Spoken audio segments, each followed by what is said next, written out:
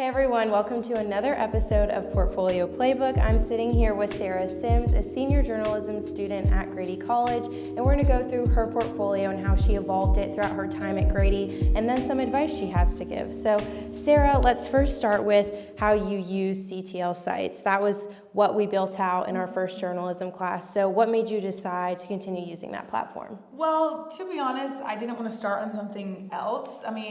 We started at my first reporting one class, and I think that was beneficial, but there was so much going on, I didn't really take the time to really get to know, but I always knew that was there in the back of my mind. So I knew when it came down to it, when I actually had more to add to it, I was going to use that site, one, because we have a lot more resources, the professors kind of all knew how to use the site, so I knew if I had questions, I could go to them about that. And then two, is I just didn't want to restart. I guess that was part of my not trying to do more work than I have to, but it's also very user friendly in that sense, and so that's why I decided to continue to use it. Yeah, and students now are using Google Sites, which professors I'm sure are very comfortable using now, so there's some options if you need help from professors.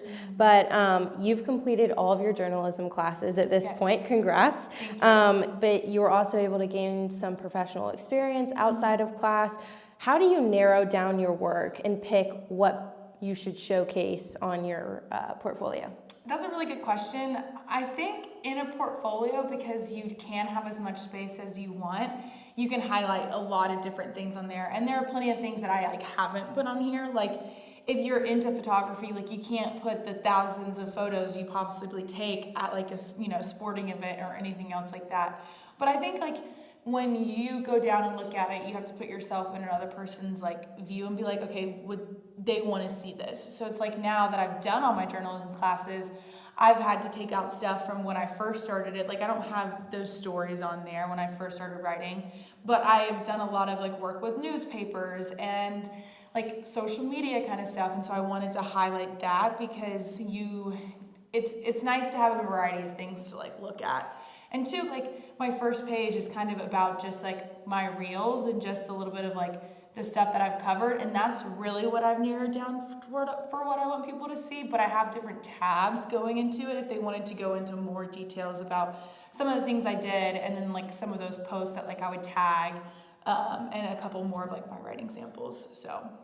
Yeah, that's awesome. And I think it's really important for people to understand you don't put everything on your portfolio, just the best of the best to showcase what you can do at the highest quality. And especially when you have employers or people looking at your site, you don't want anything with errors or technical issues. So it's a good thing to narrow down and just give them the meat of what you can do. Also, they're not going to sit and take the time to look at everything you put on that portfolio. Exactly. So just as a follow-up question, what made you decide to put your reel on the home screen versus another area? I wanted to put my reel on the home screen because, like I said, this is what I really concise down my best of the best work to. So if they didn't look at any other tabs on my whole entire page, they could look at my reels, because I want to go into broadcast and sideline reporting and reporting in general. So I feel that was my best thing to showcase, is because if you're wanting to go into TV, you have to have a reel. And so that was the first thing for them to look at, rather than going to look at my writing, since I don't want to go into that as much as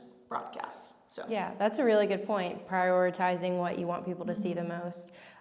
Speaking of TV, so you just finished News Source. How did you go about updating your portfolio? Oh gosh, I waited until I was completely done with that class to update that portfolio. I think we've all said it. That class is so rewarding, and it was so much fun afterwards and in the middle of it too. You created really good bonds in that, but also you were having to do a lot of work just like you would at a local news station. And even though we haven't had a lot of experience at a local news station, most of us argue that it was maybe a little bit more work, because you're having to really go out and get those sources. But sometimes at a news station, those sources are passed along and you have a lot more credibility. But it's hard when you're a student journalist reporting on local news.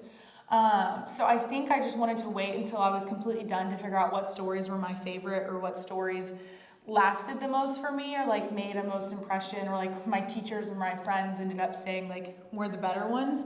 I even have on here just a broadcast thing, and I ended up putting more of my packages and things on here that I've done in the past that I didn't include in my reel, and I kind of explained a little bit of them too, just because I only have, I think, like 8 or 10, and I still have way more than that, but still I wanted to give more variety towards that.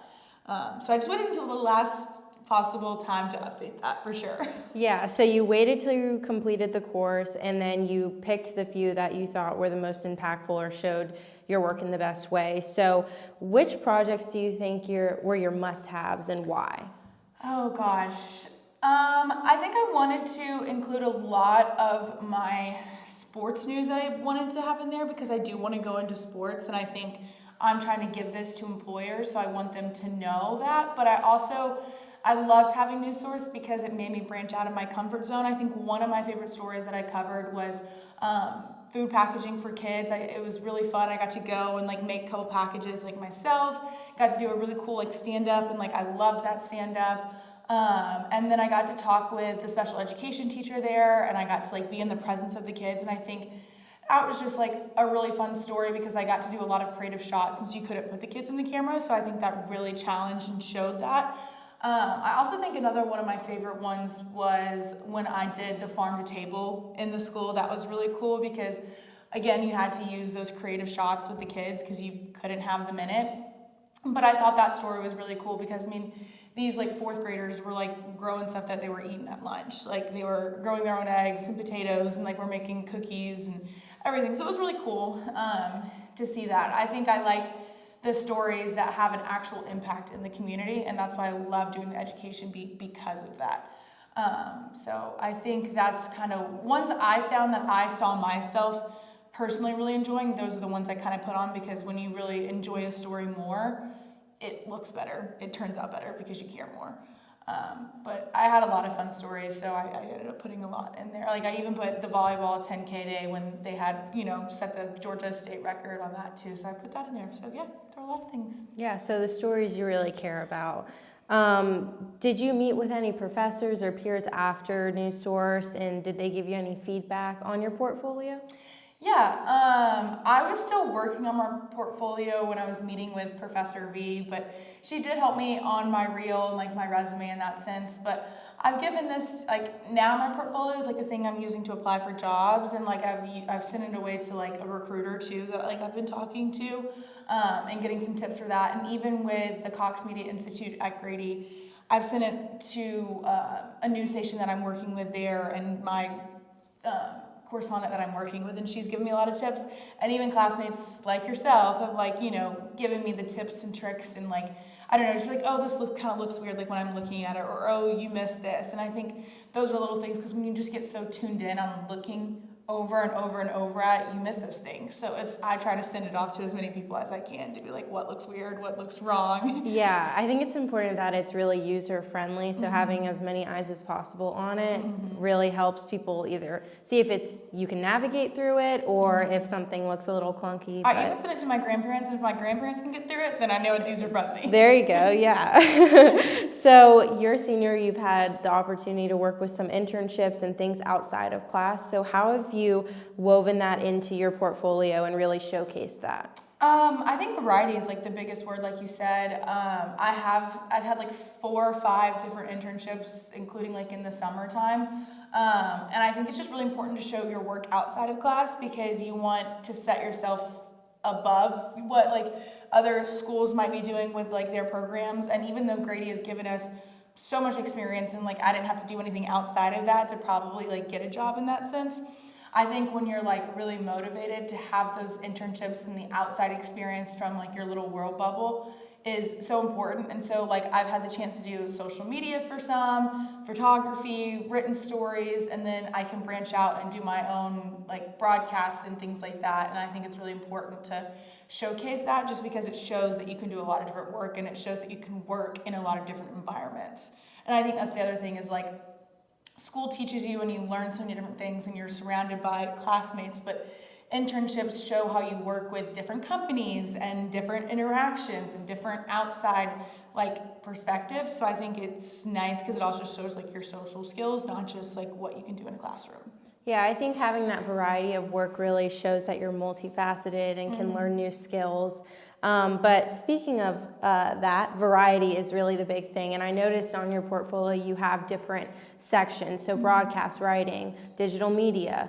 What made you decide to organize it in that way? And then also, like, how do you recommend maybe people with so many different kinds of formatted work, like getting it all in a cohesive way? That's something I struggled with for sure, and I asked Professor Johnston for kind of her help on how to put it on that. But I would say make a really big broad category just at the top, and then go and make subcategories in the little of it. So like for my digital media, I've worked for 3 or 4 different social medias, and so like in that I would just put like the Florida Collegiate Summer League. I wrote a little bit about it, included some TikToks and stuff that I've done, and then included my graphics, and then moved on to the American Junior Golf Association and tagged a little of those things. So you can have like those subheaders in all of that, because it just shows that you have like that experience, and I think that is really important because it shows that in your big broad categories. So I would say just try to find the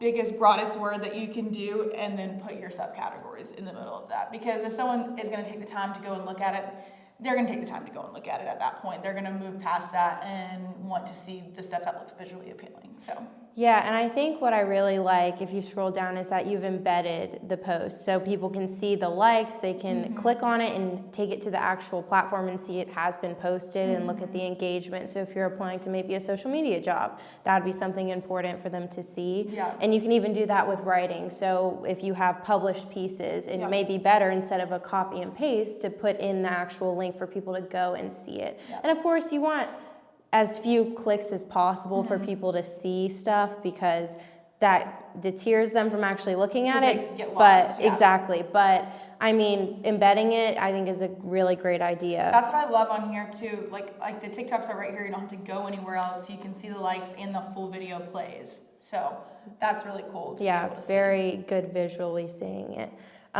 So how do you recommend students kind of keep up with all of their work and keep it current even on their portfolio? Like I said, I updated it kind of really last minute after News Source. Like I didn't update this throughout my past like 2 years. Like this was kind of like dormant, just because most of the stuff that I was applying for, all I had to do was like send a resume and a cover letter in and kind of have an interview. I didn't need to show my work necessarily. Like I would give a couple links, and I had a reel to kind of send along with that. But I think it was really important to not do what I did. And if you have an internship experience, even if it's like super little and you've done 3 or 4 projects, put those on there, because right now that's your most current thing. So I would definitely say put that on there to keep up with it, so you're not having to re-rack your brain and be like, when did I do this? What was the timing of it? Like that kind of things. Because like sometimes I don't exactly remember the certain dates, or like I'm like, oh, this post is really good. Or like for me, when I worked for the American Junior Golf Association last summer, I had to go back. I mean, they post on the like daily, so I had to go back all the way to the summer to find posts that I did and to find the tournaments that I've done and worked at and embed that. So like I made more work on myself by not updating it. But I think if you can remember what you've done, and I think at this age, because it is super imperative on what you've done, you're gonna remember, so don't be super nervous about that. But sometimes it gets lost about like, oh yeah, I did do that, especially if you're doing stuff in class, because we do a lot of different little projects. So sometimes like if you don't have anything else to add, go ahead and add that. Like you need to have that. So yeah, I think having a logging system is so important. Yeah. I know I work with Georgia Bulldog Sports Marketing. We have stuff posted on a website, georgiadogs.com, and then on social media platforms. And I've really learned to save the links of where it's posted. So I have like a running Google Doc with just like every single thing that I've worked on that's been published. So yeah, that's really important. But hindsight is 2020. So what's something you wish you would have known before you started working on your portfolio? Gosh. I mean, I think to organize it a little bit like that, because like I said, going back and finding those links or those stories were really hard. But I think just to make sure and tell yourself that it doesn't have to be the biggest and best thing. Like you're not gonna be at a graduate student level at a portfolio class as a sophomore. So it's like I was very hard on myself, and I didn't think, okay, well, this wasn't good enough. It didn't look right. It didn't look concise. So like I didn't want to show that off yet until like I really developed those skills. but I think it's important to show how far like you've grown and like give yourself a lot of grace, because I always felt like I was never doing enough, but in hindsight I've had like 5 internships and like taken all these classes, and so when you really look back at it now as a senior, I'm like, wow, like I have done a lot. So like give yourself grace in that time, but just try the new experiences. I think that was my biggest thing that got me to have all of these like opportunities, was like, don't be scared and like try to get out that variety. Like I worked for Georgia football and coaches video. I don't want to be filming football like for the rest of my life, but it got me to like know so many people in the football organization and just athletics in general, because football is a huge thing here.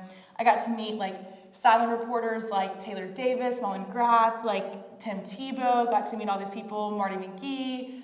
And so that was really cool, just because like that's kind of the reason why I did it. Like I've met Maria Taylor and Holly Rowe from just like being at practice, and like starstruck moment, like whoa, hello. So I think like just it's nice to put yourself out there and do things that you didn't think you'd want to do, just because it might not be the exact job you're wanting right now. We're young, and college is the time that you're supposed to like figure out what you're gonna do and like figure out those niche parts, because all of this is now tying back to each other. Because I told myself when I first got my like social media thing, I didn't want to do anything with social media, but now journalism is turning into such a digital media stage. Like everyone's doing social media, and so like I couldn't see it then, but now I see it, like why I ended up doing all those things and like how it benefits me. So yeah, I think like having so many different experiences can really help build foundational skills that you may not know you need, but will come in handy later. So if you had one piece of advice to give students working on their portfolio and trying to tackle this like monster thing, what would it be? Ask for help. I ask for help. Like you want as many different opinions, so you can end up making like your own thing. But I think just like trying whatever else too, and like update it as you go. But sometimes you don't have stuff to update, so like it kind of is okay if it remains dormant. But just make sure it's a priority on you before you graduate. Don't not do this, because now everything of your work is in one place, and you're not having to send somebody 6 different links, 4 different sites that they're going to, and it's like that's really complicated.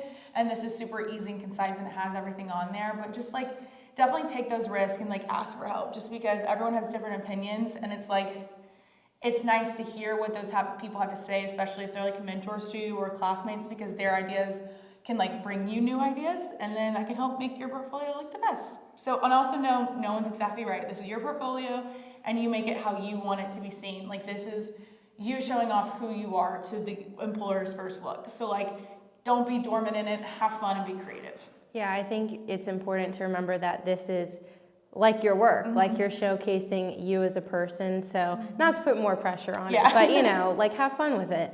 But thank you so much, Sarah, for being a part of this episode of Portfolio Playbook. That's all we have for today, but thank you so much.